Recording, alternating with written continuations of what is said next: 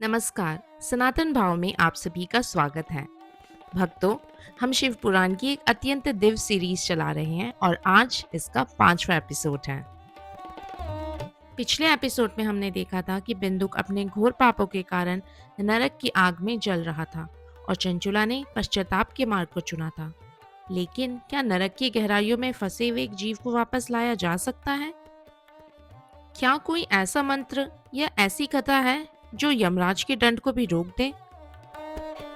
आज के एपिसोड में हम जानेंगे कि कैसे चंचुला की प्रार्थना और शिव पुराण के 7 दिनों के महायज्ञ ने बिंदु को नरक की जंजीरों से आजाद कराया।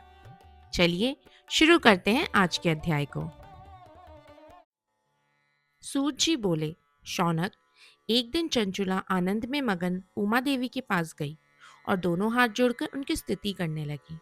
चंचुला बोली, हे गिरिराज नंदनी स्कंद माता उमा, आप सभी मनुष्यों एवं देवताओं द्वारा पूज्य तथा समस्त सुखों देने वाली हैं। आप शंभु प्रिया हैं। आप ही सगुणा और निर्गुणा हैं। हे सच्चिदानंद स्वरूपिणी, आप ही प्रकृति की पोषक हैं। हे माता, आप ही संसार की सृष्टि, पालन और संहार करने वाली है। आप ही ब्रह्मा, विष्णु और महेश को उत्तम प्रतिष्ठा देने वाली परम शक्ति हैं। सूत जी कहते हैं, शौनक, सदगति प्राप्त चंचुला इस प्रकार देवी की स्तुति कर शांत हो गई। उसकी आंखों में प्रेम के आंसू उमड़ आए। तब शंकर प्रिया भक्तवत्सला उमा देवी ने बड़े प्रेम से चंचुला को चुप कराते हुए कहा, सखी चंचुला, मैं तुम्हारी स्तुति से प्रसन्न हूँ। बोलो, क्या वर मांगती हो? चंचुला बोली, हे गिरिराज कुमारी, मेरे पति बिंदुक इस समय कहाँ हैं? उनकी कैसी गति हुई है? मुझे बताइए और कुछ ऐसा उपाय कीजिए ताकि हम फिर से मिल सकें। हे महादेवी, मेरे पति पाप में ही डूबे रहते थे। गिरिजा बोली, बेटी, तुम्हारा पति बिंदुक बड़ा पापी था। उसका अंत बड़ा भयानक हुआ।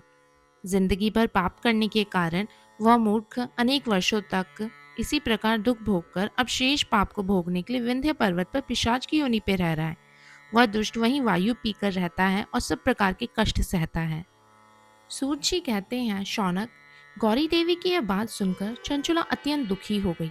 फिर मन को किसी तरह स्थिर करती हुई दुखी हृदय से माँ गौरी से उसने एक बार फिर पूछा, हे महादेवी, मुझ पर कृपा कीजिए और मेरे पापी पति का अब उद्धार कर दीजिए। कृपया करके मुझे वह उपाय बताइए जिससे मेरे पति को उत्तम गति प्राप्त हो सके। गौरी देवी ने कहा, यदि तुम्हारा पति बिंदुक शिव पुराण की पुण्यमयी उत्तम कथा सुने तो वह इस दुर्गति को पार करके उत्तम गति का भागी हो सकता है। अमृत के समान मधुर गौरी देवी का यह वचन सुनकर चंचुला ने दोनों हाथ जोड़कर मस्तक झुकाकर उन्हें बारंबार प्रणाम किया तथा प्रार्थना की कि मेरे पति को शिव पुराण सुनाने की व्यवस्था कीजिए। ब्राह्मण पत्नी चंचुला की बार बार प्रार्थना करने पर शिवप्रिया गौरी देवी ने भगवान शिव की महिमा का गान करने वाले गंधर्वराज को बुलाकर कहा, तुम्हारी भगवान शिव में प्रीति है। तुम मेरे मन की सभी बातें जानकर मेरे कार्यों को सिद्ध करते हो। तुम मेरी इस सखी के साथ विंध्य पर जाओ। वहाँ एक महाघोर और भयंकर पिशाच रहता है। पूर्व जन्म में वह पिशाच बिंदुक नामक ब्राह्मण मेरी इस सखी चंचुला का पति था। वह वैश्यगामी हो गया। उसने संध्या स्नान आदि नित्यक्रम छोड़ दिए। क्रोध के कारण उसकी बुद्धि भ्रष्ट हो गई थी। दुर्जनों से उसकी मित्रता तथा सज्जनों से देश बढ़ गया था। वह मृत्यु तक दुराचार में फंसा रहा। मृत्यु के बाद उसे पापियों के भोग स्थान यमपुर ले जाया गया। वहां घोर नरकों को सहकर इस समय वह विंध्य पर्वत पर पिशाच बनकर रह रहा है और पापों का फल भोग रहा है। तुम उसके सामने परम पुण्यमयी पापों का नाश करने वाली शिव पुराण की दिव्य कथा का प्रवचन करो। इस कथा को सुनने से उसका हृदय सभी पापों से मुक्त होकर शुद्ध हो जाएगा और वह प्रेत योनि से मुक्त हो जाएगा। दुर्गति से मुक्त होने पर उस बिंदुक नामक पिशाच को विमान पर बिठाकर तुम भगवान शिव के पास ले आना। सूत जी कहते हैं, शौनक, माँ उमा का आदेश पाकर गंधर्वराज प्रसन्नता पूर्वक अपने भाग्य की सराहना करते हुए चंचुला को साथ लेकर विमान से पिशाच के निवास स्थान विंध्य पर्वत गया। वहां पहुंचकर उसने उस विकराल आकृति वाले पिशाच को देखा। उसका शरीर विशाल था, उसकी दौड़ी बड़ी थी। कभी वह हंसता, कभी रोता, कभी उछलता था। महाबली तुम्बरू ने बिंदुक नामक पिशाच को पाशों से बांध लिया।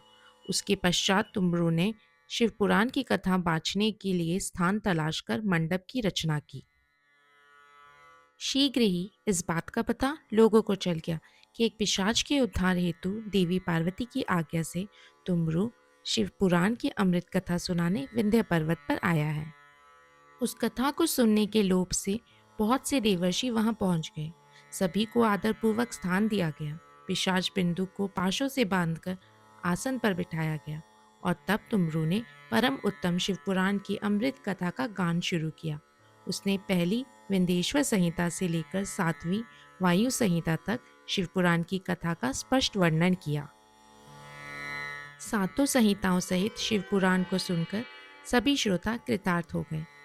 परम पुण्यमयी शिव पुराण को सुनकर पिशाच सभी पापों से मुक्त हो गया। उसने पिशाच शरीर का त्याग कर दिया। शीघ्र ही उसका रूप दिव्य हो गया। उसका शरीर गौर वर्ण का हो गया। शरीर पर श्वेत वस्त्र एवं पुरुषों के आभूषण आ गए। इस प्रकार दिव्य देहधारी होकर बिंदुक अपनी पत्नी चंचुला के साथ स्वयं भी भगवान शिव का गुणगान करने लगा। उसे इस दिव्य रूप में देखकर सभी को बहुत आश्चर्य हुआ। उसका मन परम आनंद से परिपूर्ण हो गया। सभी भगवान महेश्वर के अद्भुत चरित्र को सुनकर कृतार्थ हो उनका यशोगान करते हुए अपने अपने धाम चले गए।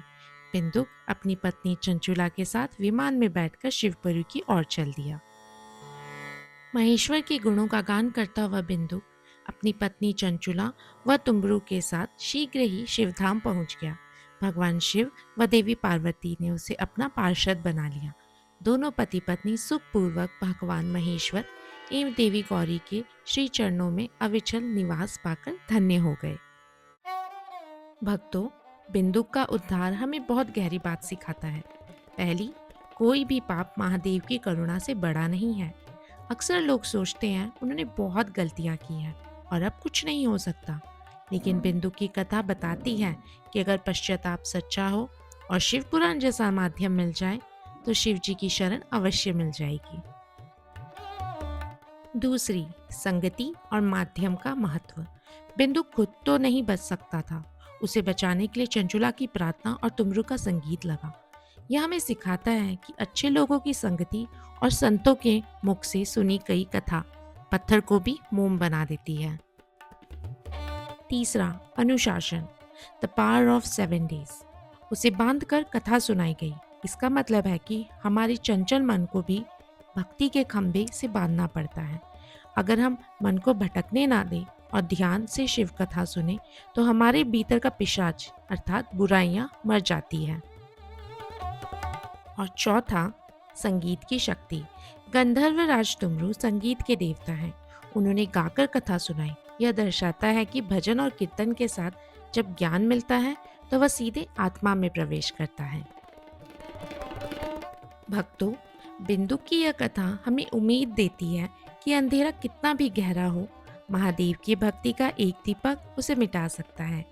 मेरा आप सबसे अनुरोध है कि प्रतिदिन शिव पुराण का श्रवण जरूर करें।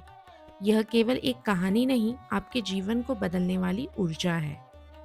अगर आपको बिंदुक के उद्धार का यह चमत्कार पसंद आया हो तो इस वीडियो को लाइक करें, इसे अपने मित्रों और परिवारों के साथ शेयर करें ताकि वे भी शिव की महिमा को जान सकें। महादेव के इस परिवार से जुड़ने के लिए हमारे चैनल को सब्सक्राइब करना ना भूलें। आपकी सुविधा के लिए मैंने शिव पुराण की एक प्लेलिस्ट तैयार की है जिसमें आपको सारे एपिसोड मिल जाएंगे। पिछले एपिसोड्स देखने के लिए ऊपर दिए गए आई बटन पर अभी क्लिक करें। महादेव आप सभी का कल्याण करें। मिलते हैं अगले एपिसोड में। हर हर महादेव, जय सनातन।